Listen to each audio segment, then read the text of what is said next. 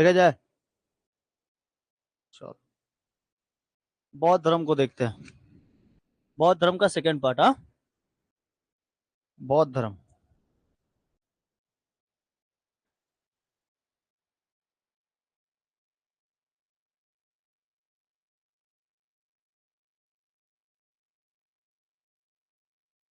बौद्ध धर्म में हम बता दिए थे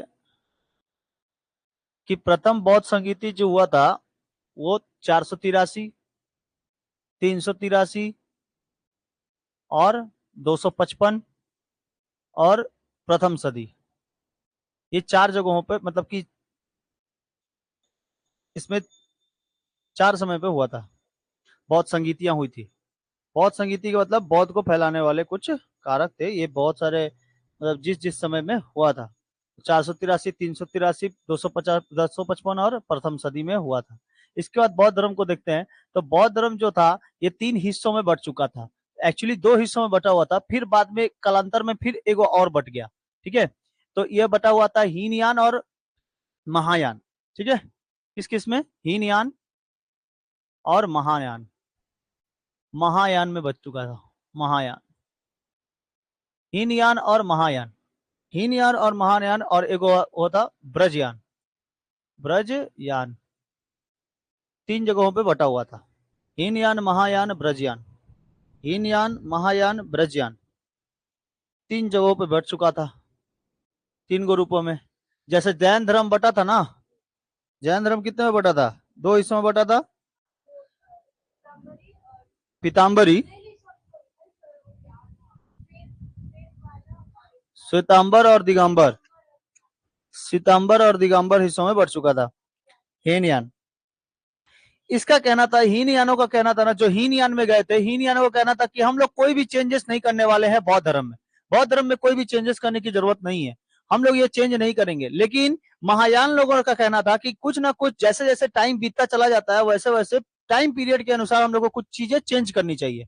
ठीक है, अब ब्रजयान का कहना था कि ये लोग ज्यादातर किसको मानते थे? ब्रजयान। बहुत ज्यादा जगहों पे फैला हुआ था, क्या थी? ब्रजयान फैला हुआ था। ठीक है, जो कनिष्क राजा था, कनिष्क, ये महायान को फैलने वाला था, मतलब कि कनिष्क राजा महायान को मानता था। राजा कनिष्क जो थे, कुषाण वंश के शासक, वो कौन थे? महाराजा कनिष्क थे, वो महायान को मानते थे। ठीक है, तो राजा कनिष्क मानता था किसको? चौथी बौद्ध संगीति के राजा कौन थे?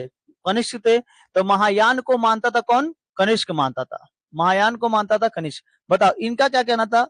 हीनयान का क्या कहना था?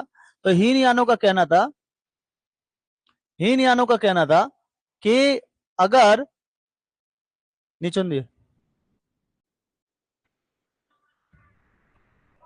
हीनयान का कहना था, हीनयान का कहना था कि अगर आप क्या करना चाहते हैं, जैसे देखो, हीनयानों का कहना था कि अगर आपको कुछ चेंजेस नहीं करना है, मतलब कि बौद्ध धर्म में कोई चेंजेस करने की जरूरत नहीं है, बौद्ध धर्म जैसा है वैसा का वैसे ही रहेगा। बौद्ध धर्म में चेंजेस करने की कोई जरूरत नहीं है। ठीक है, बौद्ध धर्म जैसा था वैसे ही रहेगा। लेकिन ये लोग, महायान वाले लोग बोले कि अगर आपको चेंजेस करना है तो इस हिसाब से आप चेंज कर लीजिए, जैसे जैसे समय बीतता चला जा रहा है। तो समय काल के अनुसार, समय काल के अनुसार आप महायान में बौद्ध धर्म को चेंज कर सकते हैं, मतलब बौद्ध धर्म में कुछ और भी प्रवृत्तियों को इनबिल्ट कर सकते हैं। ठीक है, ला सकते हैं। इसमें चेंजेस नहीं हुआ। राजा कनिष्क मानता था किसको? महायान को मानता था। राजा कनिष्क मानता था किसको? महायान को मानता था। समय के साथ साथ चेंज, एडजस्टमेंट करना जरूरी था। किसमें? महायान का लोगों को कहना था कि समय के साथ साथ आप चेंजेस कर सकते हैं। इसमें बोला था कि चेंजेस कर सकते हैं, समय के साथ साथ चेंजेस कर दीजिए। ठीक है, इसमें बिहार शरीफ के एक थे, ओडंटपुरी विश्वविद्यालय, महायान के लिए था। ओडंटपुरी, ओडंटपुरी, ओडंटपुरी विश्वविद्यालय। ओडनपुरी विश्वविद्यालय जो था ये महायान के समय का खुला हुआ था, ओदनपुरी। ठीक है, ओदनपुरी विश्वविद्यालय महायान से संबंधित था। ओदनपुरी विश्वविद्यालय महायान से संबंधित था। गुप्त काल में बनाए गए नालंदा विश्वविद्यालय किससे संबंधित था? महायान से। नालंदा, मतलब कि अगर आपको महायान के बारे में पढ़ना है, बौद्ध धर्म में महायान जो टूटा हुआ था इसके बारे में पढ़ना है, तो नालंदा विश्वविद्यालय एक अच्छा स्रोत है उसको जानने के लिए। ठीक है, नालंदा विश्वविद्यालय। गुप्त समय में बनाया गया था नालंदा विश्वविद्यालय। महायान को ऑक्सफोर्ड कहा जाता था, मतलब नालंदा विश्वविद्यालय में महायान को ऑक्सफोर्ड कहा जाता था। नालंदा विश्वविद्यालय को महायान का ऑक्सफोर्ड कहा जाता था। ठीक है, महायान का ऑक्सफोर्ड किस विश्वविद्यालय को पूछेगा क्वेश्चन। महायान का ऑक्सफोर्ड किस विश्वविद्यालय को कहते थे, तो नालंदा विश्वविद्यालय को कहते थे। ठीक है, नालंदा विश्वविद्यालय को। महायान को कौन सा विश्वविद्यालय, तो नालंदा विश्वविद्यालय को हम लोग क्या कहते हैं, ऑक्सफोर्ड विश्वविद्यालय। ऑक्सफोर्ड विश्वविद्यालय, नालंदा विश्वविद्यालय, महायान का ऑक्सफोर्ड कहा जाता था। तो इधर आ जाओ, सबको हवा मिलेगा। ऊपर का भी चला दे, नहीं कैमरे।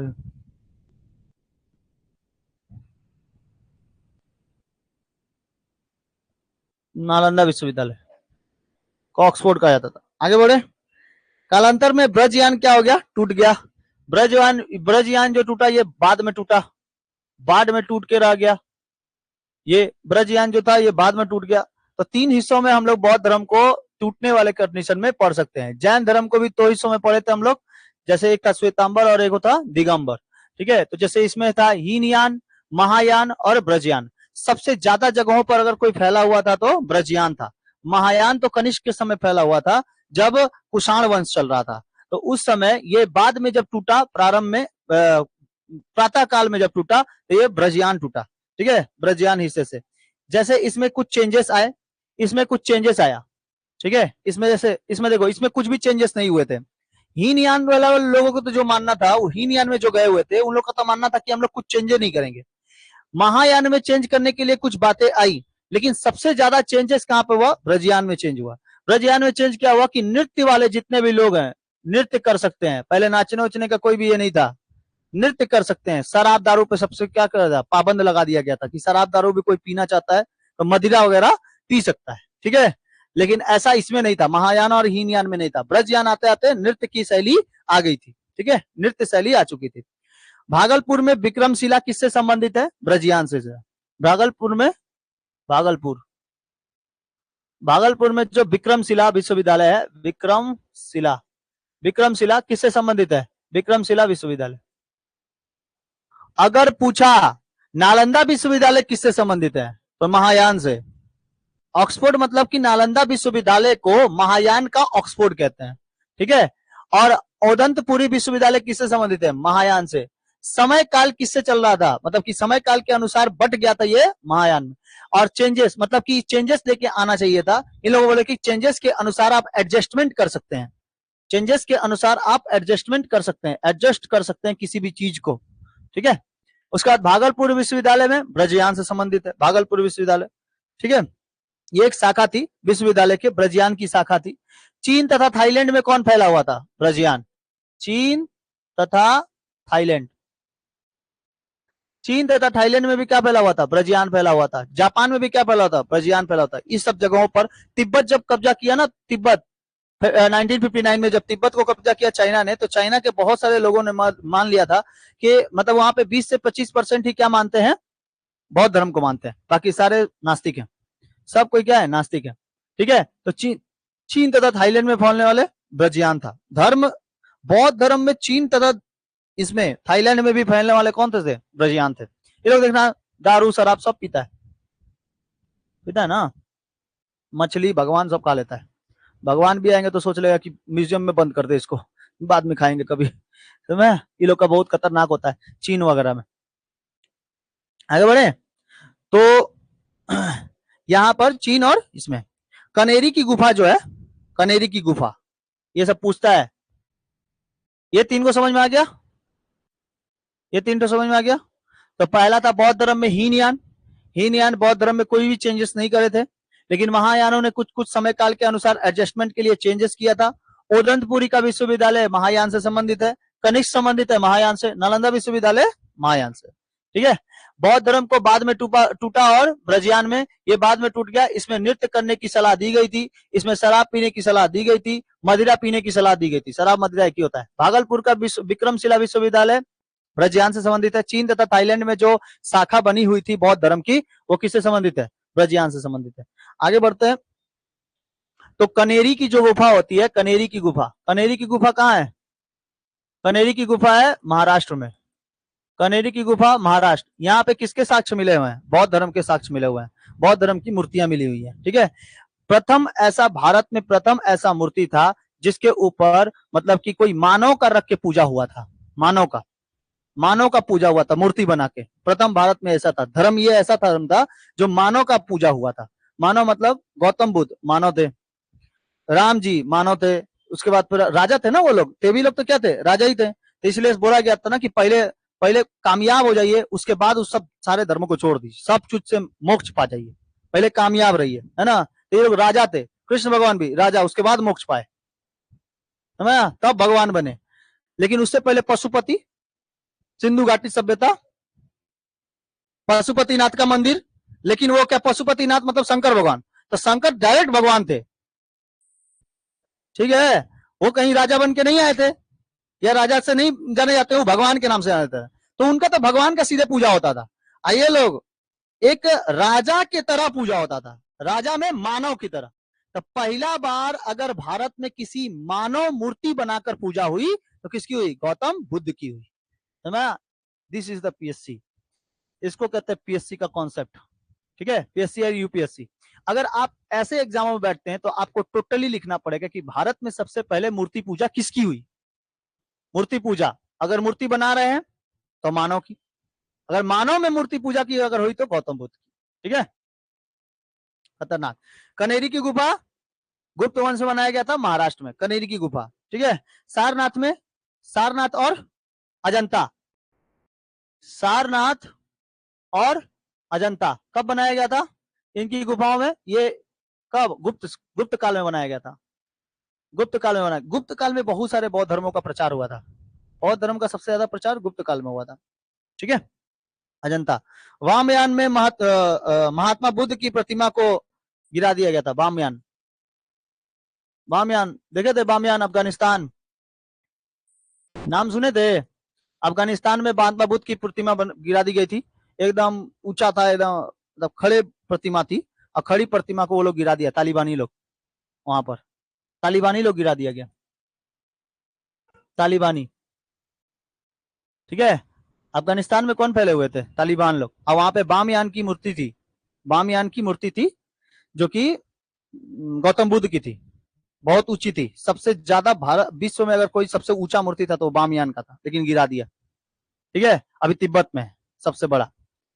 जैन धर्म के पुजारी लोग को हम लोग क्या कहते हैं? दलाई लामा, एक पद है। हाँ, तो बौद्ध धर्म को, बौद्ध धर्म के जो पुजारी होते हैं उनको क्या कहते हैं? दलाई लामा कहते हैं, ठीक है, ये एक पद है। जैसे अभी भारत में दलाई लामा आए हैं ना, हिमाचल प्रदेश में धर्मशाला, ठीक है, दलाई लामा। तो तालिबानी लोग गिरा दिया था कहाँ पे? बामयान की मूर्ति अफगानिस्तान में, अफगानिस्तान में था बामयान की मूर्ति। अब अफगानिस्तान में फैला हुआ था, बामयान की मूर्ति को फैलाना था। अब मान लो कि अफगानिस्तान के लोगों को अब यहाँ भारत में आएंगे तो उन लोग का स्वागत होगा? बौद्ध धर्म वाला लोग स्वागत करेगा? कभी कभी नहीं करेगा। ये धर्म धर्म में लड़ाई हो जाएगा, ठीक है, धर्म धर्म में लड़ाई हो जाएगा। तो इसलिए अफगानिस्तान और अफगानिस्तान में फैला हुआ था, अफगानिस्तान में बामयान, ठीक है। तिब्बतियन लोग इसमें गिरा दिया था, आतंक मचाया था, यहाँ तक कि आतंकवादी लोग इन लोग को गिरा दिया था पूरा मूर्ति को। देखे होंगे आप लोग, याद नहीं आ रहा है, वो 2020 की कहानी है, 2020-19 की है, ठीक। हाँ, आक्रमण कर रहा था पूरा पाकिस्तान पे, पाकिस्तानी लोग तो अफगानिस्तान पे आक्रमण करने के बाद पाकिस्तान में भी करने वाला था। वो इसीलिए पाकिस्तान हम लोग से मदद मांग रहा था, चाइना से मदद मांग रहा था कि देखिए आपका बौद्ध धर्म की मूर्तियां गिरा दिया है, हम लोग का भी यहाँ पे जो है कुछ मूर्तियां उसको भी गिरा देगा, हम लोग की मदद की जाए, ठीक है। और उधर से बलूचिस्तान लेने के लिए तालिबानी लोग एकदम पूरा आतंक मचाया हुआ था, बलूचिस्तान। इंडिया यहाँ से बहुत खतरनाक, हाँ हाँ ले लो बढ़िया है, यहाँ से बलूचिस्तान आप लीजिए, यहाँ से पीओके हम छीन लेंगे, जाएंगे कहाँ, ठीक है। लेकिन अफगानिस्तान भारत का बहुत अच्छा दोस्त है, ठीक है, अफगानिस्तान अच्छा दोस्त। तो कुषाण काल में एक खड़ी प्रतिमा बनाई गई है, कुषाण काल में बनाई गई थी खड़ी प्रतिमा, कुषाण काल, कुषाण काल में बनाई गई थी खड़ी हुई प्रतिमा, खड़ी प्रतिमा, ठीक है। उड़ीसा में एक जगह है, स्तूप है, जहां पे सोई हुई प्रतिमा बनाई गई है, सोई हुई, स्तूप, हाँ स्तूप है, ठीक है। कुषाण काल में खड़ी प्रतिमा है, धौलगिरी, धौलगिरी खंडगिरी है ना वहां पर, धौलगिरी और खंडगिरी।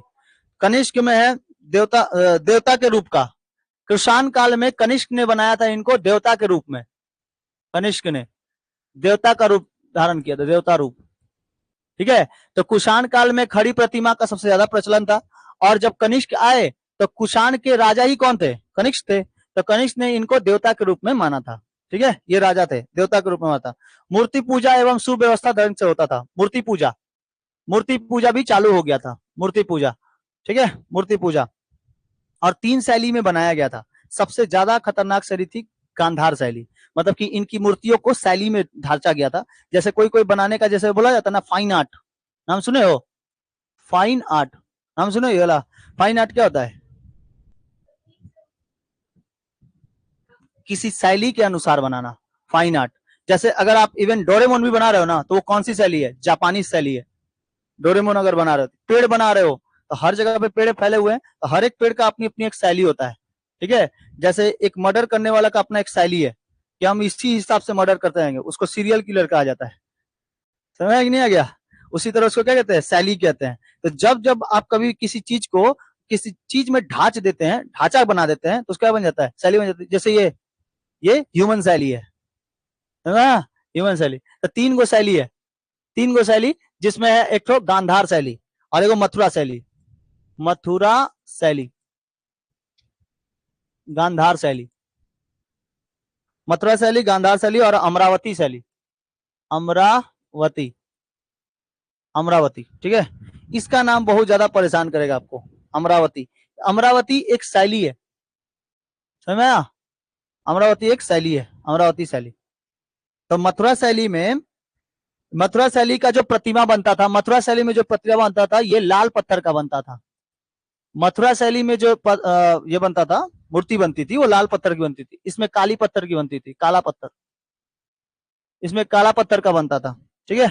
और इसमें सफेद संगमरमर वगैरह के बनते थे, पत्थर के, अमरावती शैली में। लेकिन अमरावती शैली का उतना ज्यादा घाटा नहीं मिलता है, जितना किसका मिलता है, गांधार शैली का मिलता है।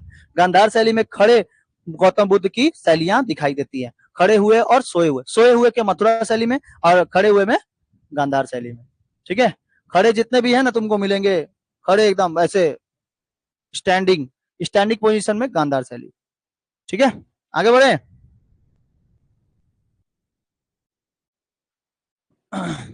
काले पत्थर की बनी हुई कौन सी शैली, गांधार शैली। पहली प्रतिमा बनाई गई थी कौन सी, मथुरा शैली में। पहला जो प्रतिमा बनाया गया था गौतम बुद्ध का, वो मथुरा शैली में था, लाल पत्थर से बनाया गया था। भारत में पहली बार मानव मूर्ति की पूजा, भारत में पहली बार मानव प्रतिमा, मानव प्रतिमा की पूजा, मानव प्रतिमा की पूजा, मानव प्रतिमा प्रतिमा की पूजा हुई थी तो गौतम बुद्ध की हुई थी, गौतम बुद्ध की पूजा हुई थी, ठीक है। बिहार में एक जगह है बोध गया, है ना, बोध गया जो है, बोध गया, बोध गया में इनकी खड़ी प्रतिमा है 80 फीट की, ठीक है, 80 फीट की इनकी खड़ी खड़ी प्रतिमा, इसे पूरा एकदम बड़का सा खड़े हैं, ठीक है, बोध गया में। जापानियों ने बनाया था, किसको, जापानी, जापानी लोगों ने बनाया था इसको। लेटी हुई प्रतिमा 30 फीट, लेटी हुई भी प्रतिमा मिली है, ये है 30 फीट की, 30 फीट, हाँ प्यारे ना। ये सांची स्तूप, सांची स्तूप, स्तूप का जहां पे होता है ना, जहां पे मृत्यु, मृत्यु सो के ही होती है, ठीक है। बौद्ध धर्म का रामायण किसको कहते हैं, बौद्ध चरित्र को कहते हैं, बौद्ध धर्म का रामायण बौद्ध चरित्र, ठीक है, बौद्ध चरित्र कहते हैं बौद्ध धर्म का रामायण, बौद्ध चरित्र, बौद्ध चरित्र को कहते हैं बौद्ध रामायण, रामायण कहते हैं। मतलब बौद्ध चरित्र पढ़ लिए तो आपको रामायण पता चल जाएगा। जैसे रामायण में किसकी चर्चा है, राम की चर्चा है ना, राम उम की। लेकिन अगर गीता में पढ़ेंगे तो कृष्ण भगवान का उपदेश, है ना, तो भगवत गीता तो कृष्ण भगवान का उद्देश्य। और अगर पढ़ते हैं क्या चीज, रामायण, तो राम जी का उद्देश्य है। तो बौद्ध चरित्र में रामायण के बारे में है, ठीक है। लेटी हुई मूर्ति, ये 30 फीट का है। ये प्रतिमा आपको, ये भी जापानियों ने ही बनाया है। ये गया में, हाँ गया में भी है, यूपी में भी है, ठीक है। तो लेकिन कुशीनगर, हाँ यूपी, हाँ लेकिन बिहार में भी बनाया गया है, लेकिन वहां पे 30 फीट के नहीं है। हाँ गोल्डन कलर का है। तो बौद्ध चरित्र जो है इसको हम लोग क्या कहते हैं, गौतम बुद्ध की ये बौद्ध चरित्र रामायण, ठीक है, इसको रामायण करते हैं, बौद्ध रामायण कहते हैं इसको, बौद्ध रामायण। साथ साथ यहाँ पे एक तिब्बत में एक चाइना ने जब कब्जा किया था तो तिब्बत में उस समय एक प्रतिमा थी, बहुत खतरनाक प्रतिमा, बहुत बड़ी थी प्रतिमा, जिसको पोताला महल कहते हैं। ये सबसे बड़ा मठ है, पोताला महल। पोताला महल ये कहां पर है, तिब्बत में है, तिब्बत में है। पोताला महल कहां पर है, तिब्बत में। ये चाइना में आता है। चीन ने कब्जा कर लिया था ना 1959 में, 1959 में। तो ये विश्व का सबसे बड़ा मठ है, विश्व का सबसे बड़ा मठ, ठीक है, विश्व का सबसे बड़ा मठ है ये पोताला मठ, ठीक है। पोताला मठ विश्व का सबसे बड़ा मठ। तो भारत का कौन सा हो गया, तवांग मठ, अरुणाचल प्रदेश। एपी लिख देंगे पता चल जाएगा, आंध्र प्रदेश मान लेगा तुम लोग। अरुणाचल प्रदेश, तवांग, तवांग मठ। इन मठ में जो पुजारी लोग बैठते हैं उनको क्या कहते हैं, दलाई लामा। दलाई लामा को देखे हो कि नहीं, दलाई लामा एज अ पद है, जैसे प्रधानमंत्री का पद है ना, राष्ट्रपति का पद है ना, वैसे दलाई लामा का क्या है, पद है। जो उस मठ में जो 5 साल से जो क्रियाएं करते रहते हैं ना, 5 साल के बाद ही, मतलब कि जन्म के 5 साल बाद, जन्म हुआ उसके बाद 5 साल बाद उनको वही सब शिक्षा देने लगते हैं। और वो शिक्षा को जब ग्रहण कर लेते हैं वो लोग, तो एक पुजारी टाइप के बन जाते हैं, जिनको हम लोग क्या कहते हैं, दलाई लामा कहते हैं, दलाई लामा। हाँ मौग, इन्हीं लोग को कहते हैं। ये लोग और भी पूजे, मोक्ष प्राप्ति हो जाती है ना, तो इनको भी मौंग कहते हैं। सब अलग अलग है, महायान में, महायान और ब्रजयान। तो ये लोग ज्यादातर किसको फैला देते, ब्रजयान को फैला देते हैं। तो ब्रजयान में जो फैलाते हैं उसको दलाई लामा, और जो महायान से तो उनको मौंग कहता है, ठीक है, समझ में आ गया। ये दलाई लामा, ये पद है, ठीक है। दलाई लामा कोई इंसान का नाम नहीं है, ये पद है। तो इनको ना ये बहुत ज्यादा उपदेश देते थे, तो चाइना वाला लोग उठा के लेके, पकड़ के लेके चल गया था इनको, फिर उठा के उधर से उठा के भाग के लेके आए, ठीक है, उधर से भाग के आए तो आ गए आप कहा, हिमाचल प्रदेश, हिमाचल प्रदेश में, हिमाचल प्रदेश में आ गए, ठीक है। हिमाचल प्रदेश कहाँ, धर्मशाला।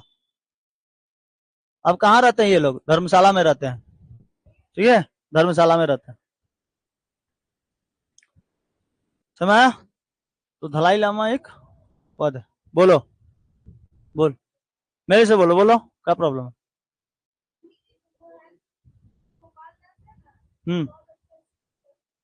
बौद्ध धर्म का,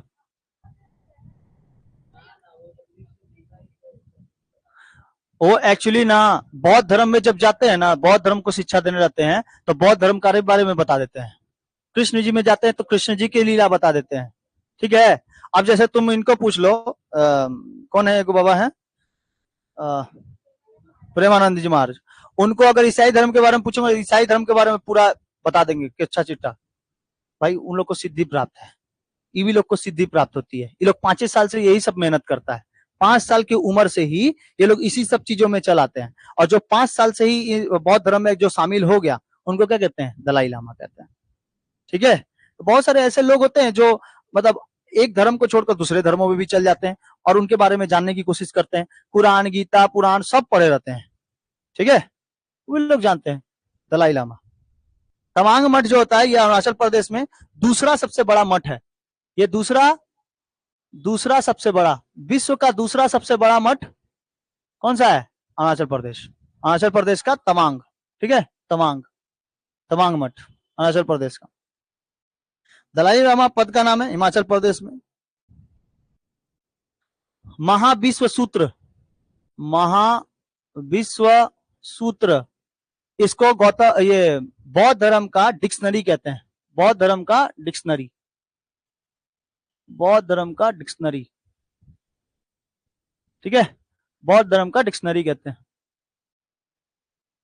बौद्ध धर्म का डिक्शनरी। ये बौद्ध धर्म का डिक्शनरी है। तो बताइए सूत पिटक कौन है? सूत पिटक क्या है? इंसाइक्लोपीडिया।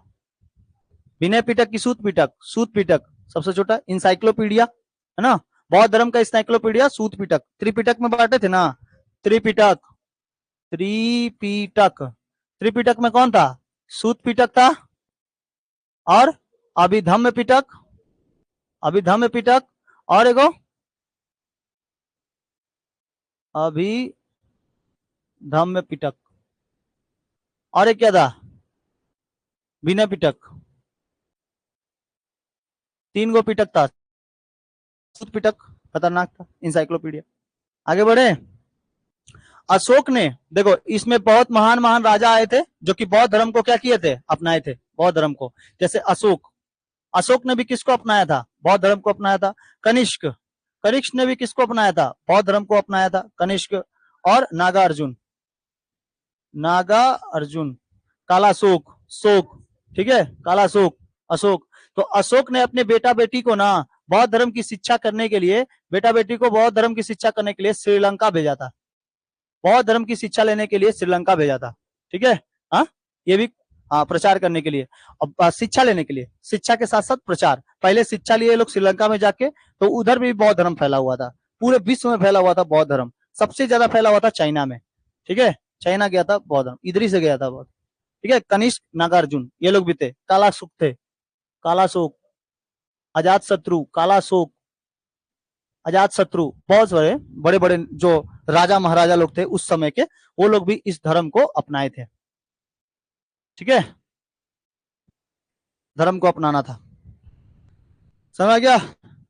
अब कुछ देख देते हैं हम लोग, कुछ कंप्रीहेंशन, कंपेयर किया गया, यानी कि कुछ कॉमन चीजें जो जैन धर्म और बौद्ध धर्म में दोनों थी, और कुछ अनकॉमन चीजें जो जैन धर्म बौद्ध धर्म में नहीं था, ठीक है।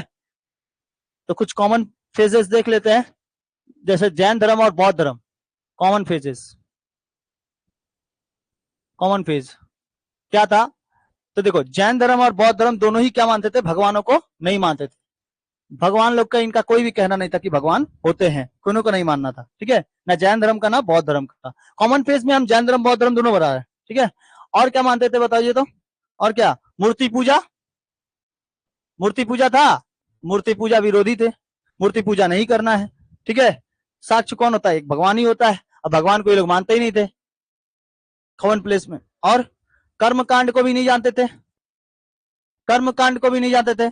कर्म मतलब आपका कर्म, और जैसे सुंदर कांड है ना, सब है, सुंदर कांड है, लंका कांड है, किष्किंधा कांड है, तो उसमें क्या था? कुछ ना कुछ भगवानों ने अपना कर्म किया था। उसी तरह ये भी लोग क्या किए हुए थे? कर्म। तो उसके कर्म कांड में, तो कर्म कांड भी ये लोग नहीं मानते थे कि आप लोग पृथ्वी पर आके क्या कर रहे हैं, कर्म कर रहे हैं, इससे पता नहीं। लेकिन अगर आप अपने शरीर के मतलब जो आत्मा है, आत्मा को अगर तड़पा देंगे तो आपको जरूर मोक्ष की प्राप्ति हो सकती है। बोले थे कि नहीं? मोक्ष की प्राप्ति हो सकती है। और क्या है? पुनर्जन्म पे विश्वास रखते थे? हाँ रखते थे। पुनर्जन्म पे लोग का विश्वास था ना, पुनर्जन्म होगा, पुनर्जन्म होगा, तो पुनर्जन्म में विश्वास था। पुनर्जन्म है, पुनर्जन्म है, अगर पुनर्जन्म है तो आपको मोक्ष की प्राप्ति हो सकती है, मोक्ष मिल सकता है। मोक्ष पे भी विश्वास था इन लोग का, मोक्ष पे विश्वास था। और हिंदू धर्म से टूटा था ये सब। जैन धर्म और बौद्ध धर्म किससे? हिंदू धर्म, हिंदू धर्म। लेकिन ये लोग को बोलोगे ना जैन धर्म और बौद्ध धर्म वाले लोगों को कि हिंदू धर्म से ही टूटा था, तो बोलेगा नहीं, क्योंकि खुद जैन धर्म 2 हिस्सों में टूटा हुआ है, बौद्ध धर्म 2 हिस्सों में टूटा हुआ है। किसको किसको समझाने जाओगे? हाँ, क्या हीनयान को समझाओगे कि महायान को? हीनयान लोग बोलता है कि हम लोग का कुछ चेंज नहीं हुआ है, गौतम बुद्ध एक अवतार थे।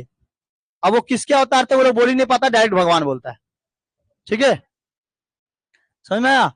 तो इसी तरह ये हिंदू धर्म से ही टूटा था, हिंदू धर्म से टूटा था।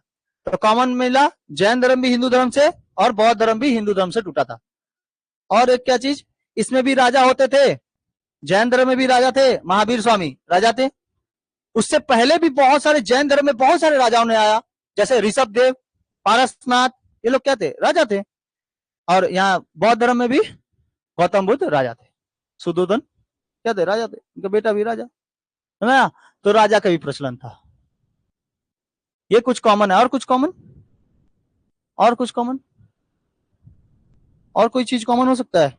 और कोई चीज तो कॉमन नहीं लग रहा हमको। हाँ, मोक्ष के बाद हिंदू धर्म से टूटा था। हाँ, ये तो मोक्ष, मोक्ष लिखा गया, मोक्ष भी हो गया, पुनर्जन्म भी होता है, ये सब हो गया। ये कॉमन थे। अनकॉमन क्या चीजें देख लें। जैसे जैन धर्म में अनकॉमन क्या था? जैन धर्म में था कि दो हिस्सों में अगर टूटा हुआ था तो एक जन बोलता था कपड़ा पहनो, एक जन बोलता था कपड़ा मत पहनो। लेकिन बौद्ध धर्म में ऐसा नहीं था, कपड़ा पहनने की अनुमति थी ना। ऐसा थोड़ी था कि बौद्ध धर्म तक आते आते सबको बिना कपड़े के रहो। ऐसा भी लगता है ना कि जैन धर्म में ऐसे भी लगता है कि आप किसी परिवार में जा रहे हो, कहीं जा रहे हो तो सब कोई कपड़ा पहना हुआ है, आप कपड़े मत पहने रहो, कैसा लगेगा? ठीक है, तो वो कुछ अनकंफर्टेबल और अनकॉमन भी थी। नॉट कॉमन चीजें क्या थी? जैन धर्म में संलेखना था। जैन धर्म में क्या था? संलेखना। और बौद्ध धर्म में क्या था? तो हम यहाँ पे अनकॉमन लिखते हैं। हाँ, अनकॉमन, ये कॉमन अनकॉमन लिखा हुआ है, ठीक है, पढ़ लेना तुम लोग तो डिग्री हो, पीएचडी किए हो। तो संलेखना और अष्टांगिक मार्ग, इसमें संलेखना है और इसमें क्या था? अष्टांगिक मार्ग। अगर आपको मोक्ष की प्राप्ति चाहिए तो संलेखना करिए। जैन धर्म में संलेखना क्या था? संलेखना कि आत्मा को एकदम तड़पा दो, अपना आत्मा को फिर से पुनर्जन्म करने के लायक मत छोड़ो। अगर इस जन्म में पा गए तो फिर से दूसरा जन्म नहीं होगा, इसे सोच लेना, ठीक है। ऐसे कैसे में था? संलेखना। लेकिन अष्टांगिक मार्ग में क्या था? अष्टांगिक मार्ग में इन्होंने अष्टांगिक मार्ग दिया ना। अष्टांगिक मतलब 8 गो मार्ग बताया। 8 गो मार्ग में सबसे पहले क्या था कि आप गरीब रहेंगे तो आपको बीमारी होगी, फिर बूढ़े होंगे, फिर मर जाएंगे। 4 गो था। ऐसे ही करते करते 8 गो क्या बताए थे? मार्ग बताए थे, जैसे आप बौद्ध धर्म में शामिल हो सकते हो, है कि नहीं। तो इसमें अष्टांगिक मार्ग के द्वारा आप क्या पा सकते हैं? मोक्ष की प्राप्ति हो सकती है। और इसमें संलेखना मार्ग के द्वारा मोक्ष की प्राप्ति हो सकती है। लेकिन दोनों ही में मोक्ष था।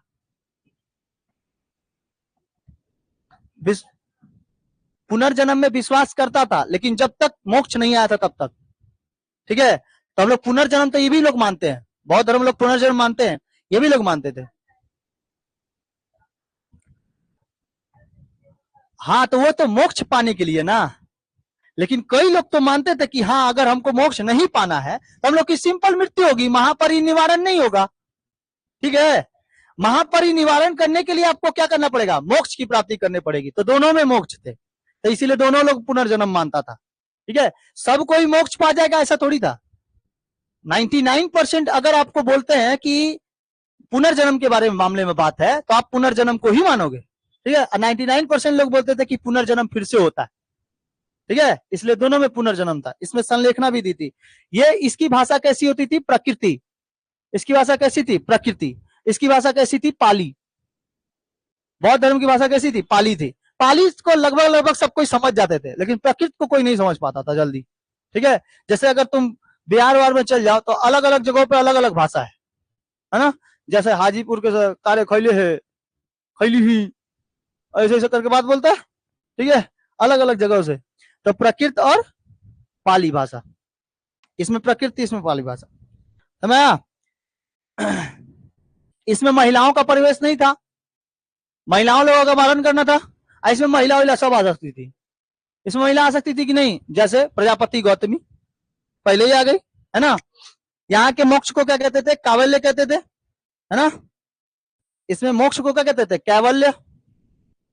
और इसमें सीधे मोक्ष कहा जाता था, मोक्ष करने के लिए कैवल्य, ऐसे सीधे मोक्ष कहा जाता था।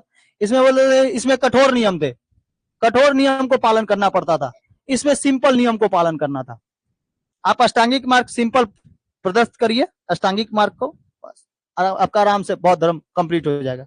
और क्या चीज? इसमें निर्वस्त्र घूमते थे लोग, निवस्त्र रहते थे, आइए कपड़े पहनते थे। इसमें निर्वस्त्र नहीं होते थे, ठीक है। उल्टे लिख दी। इसमें निर्वस्त्र थे, ये निर्वस्त्र नहीं रहते थे, ठीक है। ये कुछ अनकॉमन चीजें, ठीक है, कोई दिक्कत? तो सबसे बड़ा मठ कौन सा हो गया? पोताला मठ, विश्व का सबसे बड़ा मठ। भारत का या फिर पूरे विश्व, पूरे दूसरा सबसे बड़ा मठ कौन सा? अरुणाचल प्रदेश का तवांग मठ। ठीक है, उस समय कौन थे? दलाई लामा। और ये भाग के कहां पर आए थे? भाग के मतलब क्या, वहां से आ गए थे, चाइना के डर से आ गए थे हिमाचल प्रदेश धर्मशाला में। कौन कौन लोगों ने धर्म इधर मतलब फेमस? अशोक, कनिष्क, नागार्जुन और कालाशोक। और भी थे कोई? अजात शत्रु भी थे। कनिष्क जो था, कनिष्क, ये भी खतरनाक था। ठीक है, इसका एक भतीजा था, अशोक, अशोक, अशोक, कनिष्क और अशोक दोनों का। अशोक का एक भतीजा था, उसने बोला कि महाराज आप कलिंग में इतना भयानक मार मार रहे हैं, बच्चा बच्चा को नहीं छोड़े आप, तो एक काम करिए, आप बौद्ध धर्म पे चलिए एक बार।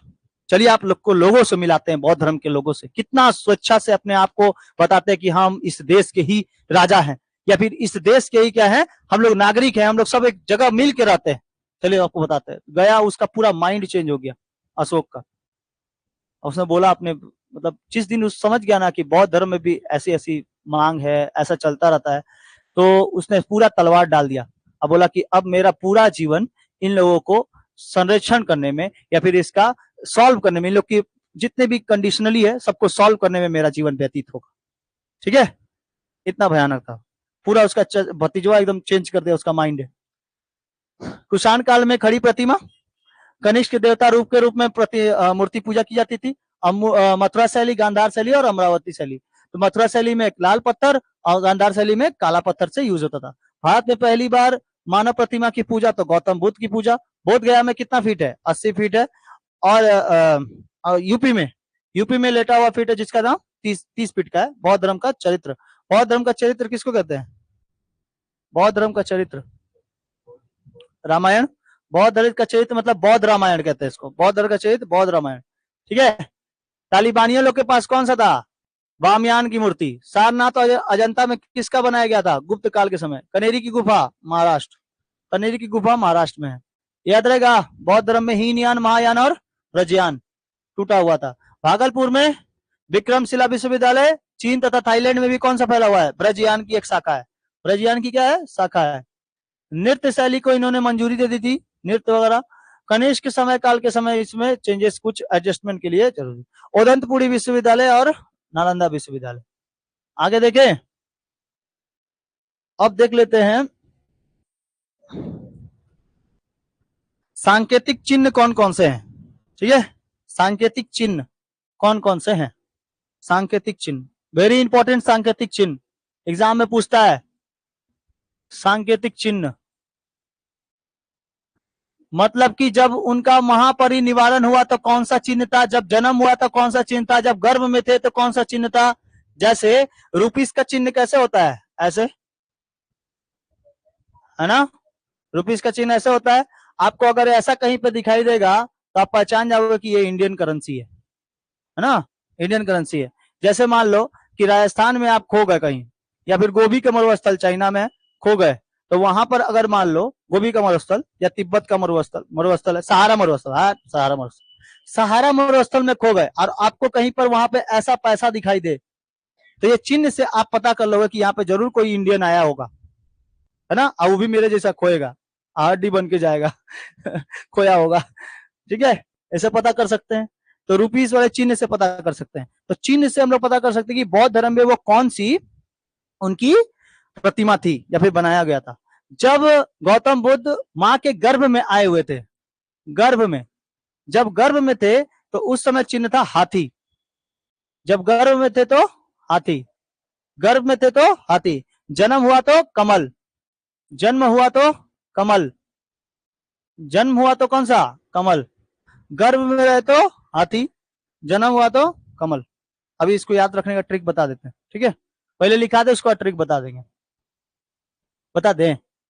गर्भ में जब रहेगा ना तो देख लेना बच्चों का पूंछ पूंछ टाइप का भी निकला रहता है। ठीक है, जैसे इवोल्यूशन जब होता था ना, इवोल्यूशन, इवोल्यूशन के पहले लेमार्क थ्योरी के अनुसार जब हम लोग कोई चीज का यूज नहीं करते हैं तो वो धीरे धीरे चीजें खत्म हो जाती है। लेकिन बच्चे के समय ना यहाँ पर पूंछ पहले भी था। ठीक है, और वो देखना एकदम सूर्य की तरह इसे, बीन्स की तरह इसे रहता है। बच्चा जब गर्भ में रहता है तो उसको क्या कहते हैं? हाथी से जान लेंगे। जब बच्चा जन्म ले लेता है तो कोमल होता है, एकदम कोमल होता है ना, हाथ पाथ सब एकदम सॉफ्ट होता है। सॉफ्ट को क्या कहते हैं?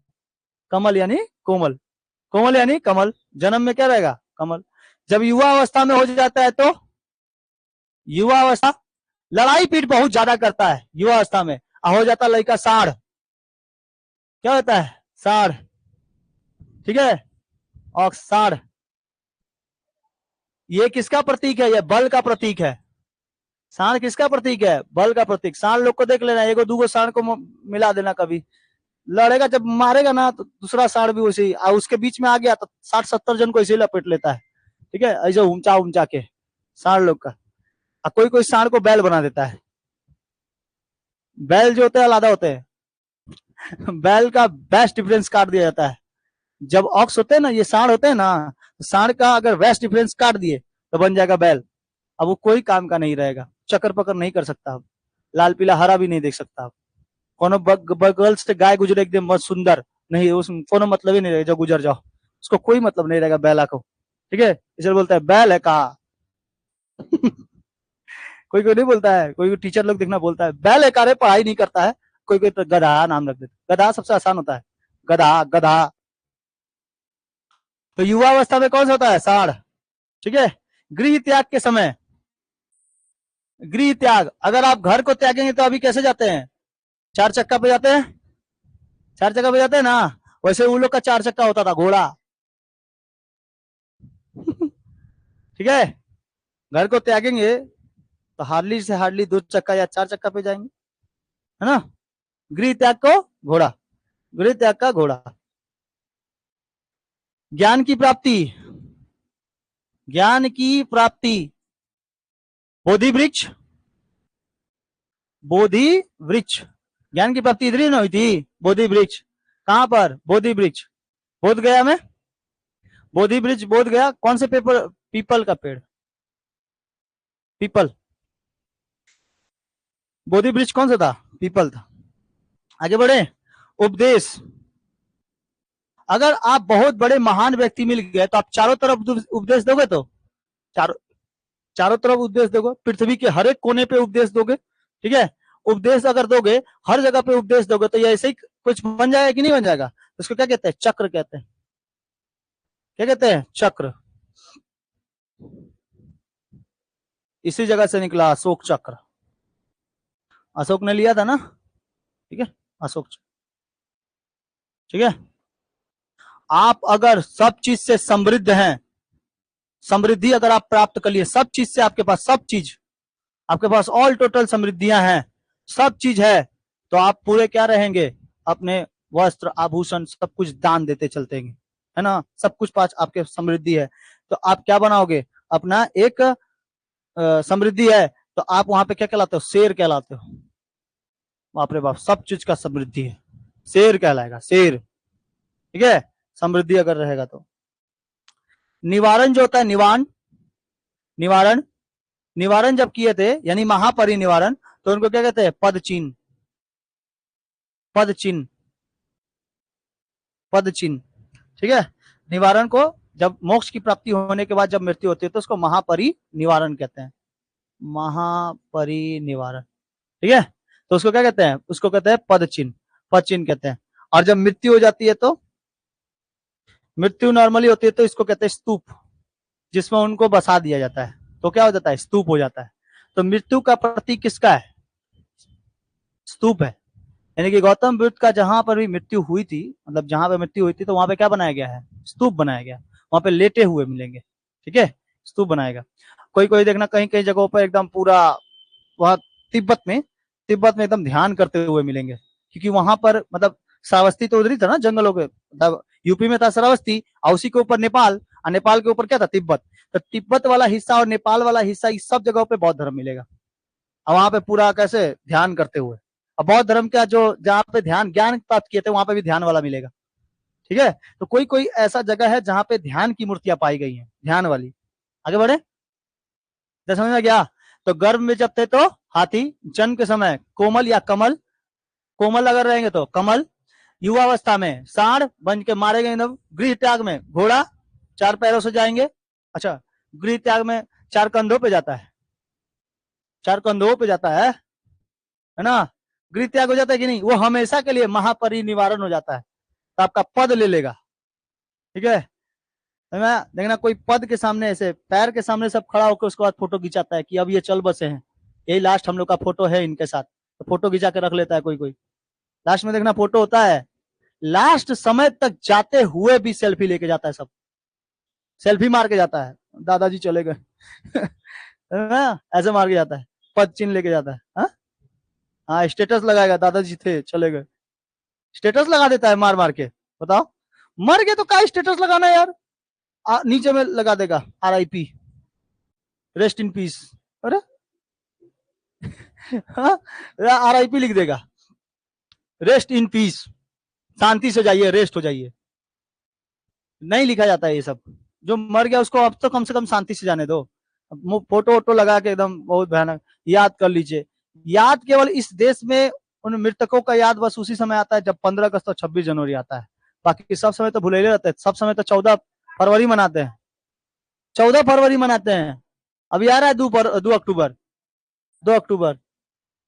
आपको इसके कम से कम 5 से 6% ही व्यक्ति ऐसे होंगे जो गांधी जी का फोटो स्टेटस में लगाएगा, देख लेना आप। बाकी 95% ऐसे लोग होंगे ना जो गांधी जी को स्टेटस लगा के और उसके बाद नीचे में कुछ और लिखेगा। ठीक है, देश बर्बादी का एक मुख्य कारण ऐसे लिख देगा लेकिन ऐसा नहीं करना चाहिए, गांधी जी ने भी बहुत बड़ा योगदान दिया है देश में। एक्चुअली जिसको इतिहास नहीं पता है ना वही सब जानता है, लेकिन सबको इक्वल नजरिए से देखा जाए। बस वो अहिंसात्मक रूप से नहीं थे, हिंसा रूप से नहीं थे, अहिंसात्मक रूप से चलते थे। यहाँ के युवा कैसे रहते हैं, मार धाड़ साड़, मार धाड़ में रहते हैं ना पूरा, इसलिए सब कोई सोचता है कि हिंसा से ही जीता जा सकता है।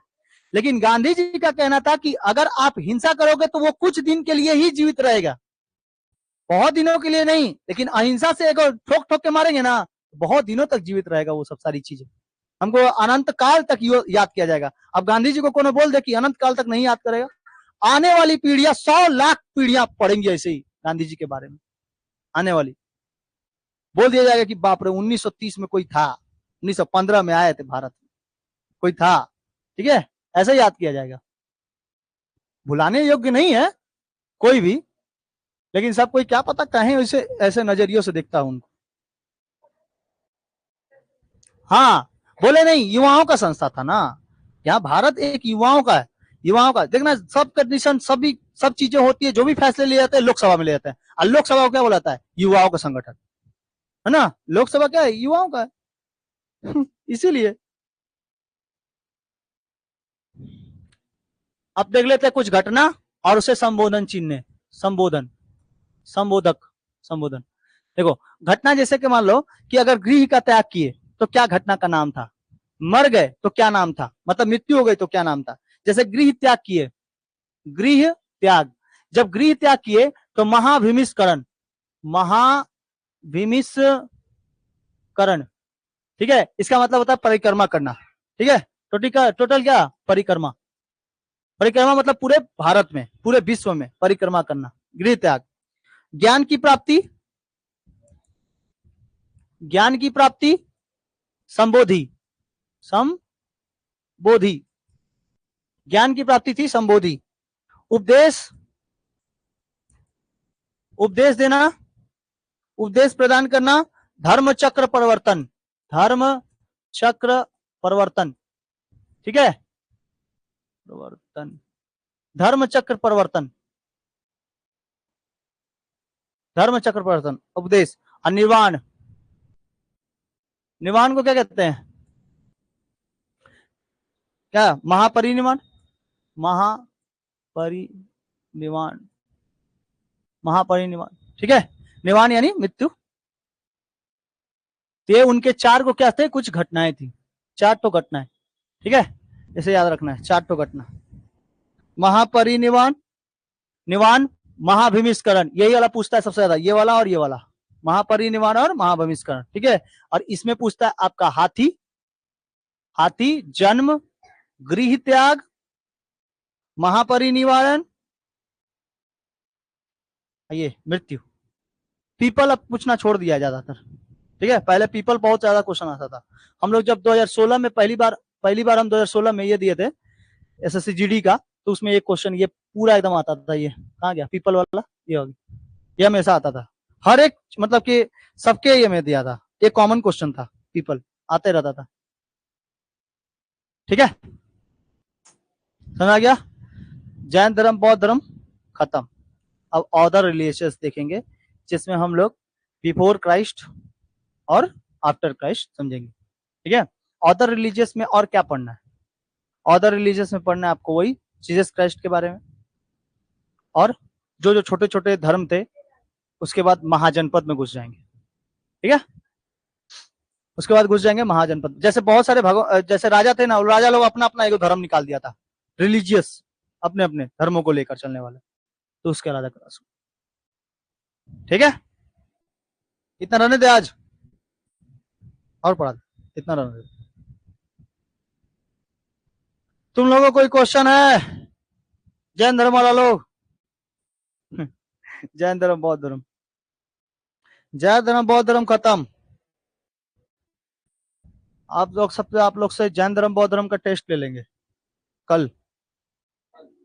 कल जैन धर्म बौद्ध धर्म का टेस्ट देंगे आप लोग कल, क्वेश्चन बना देंगे। ठीक है, टेस्ट दे देना, टोटल क्वेश्चन कल।